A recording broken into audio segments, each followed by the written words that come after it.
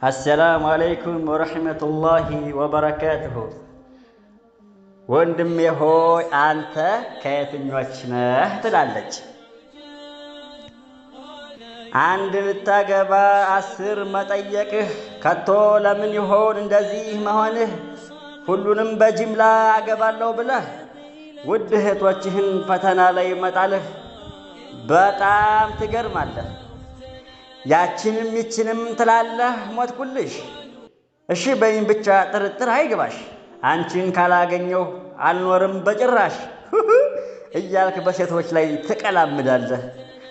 እንደማታገባ እያወቀው ልብህ ታው ስማኝ ወንድሜ፣ አረ ውሸት ይብቃህ።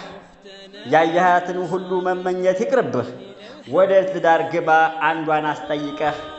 ልክ እንደ ሕፃናት ሁሉ አማረኝ ሁነህ እድሜህን ጨረስከው ከትዳር ርቀህ። ደግሞ የገረመኝ ከአንቺ ሌላ ሴቶች አላቁም በጭራሽ። ግድ የለም እመኚኝ አንቺን ነሽ ግድ የለም እመኚኝ አንቺን መቼ ሰዋሽ። በሕይወት ዘመኔ አንቺን አናገርኩሽ 4-5 እያወራኩ ነው። ስለዚህ እመኚኝ ጥርጥር አይግባሽ።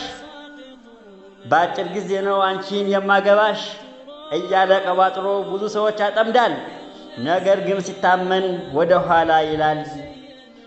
ልክ እንደ ንብ አውራ በሴቶች ተከበህ ሴት አይቻላቅም በጭራሽ ትላለህ። አጂብ! ለሴት የማታዝን ምን አይነት ወንድ ነህ? እንዲያው በፈጠረህ እህት እንኳን የለህ። ተው አላህን ፍራ፣ አትበድል ሴት ልጅ። ስሜት አትከተል፣ ቆም ብለህ አስተንትን። በዱንያም በአኺራም ክሳራ እንዳትሆን አንቺም ወቂበት ለዚህ ወሮ በላ። ልብሽን አትስጪ ለአፈ ደላላ። በመጣበት ሸኘው አትበይ ወደ ኋላ። በመጣበት ሸኘው አትበይ ወደ ኋላ። لا إله إلا الله وحده لا شريك له له الملك وله الحمد وهو على كل شيء قدير.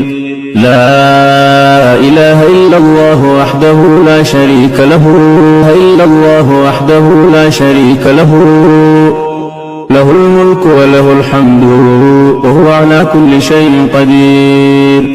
لا إله إلا الله وحده لا شريك له له الملك وله الحمد وهو على كل شيء قدير. لا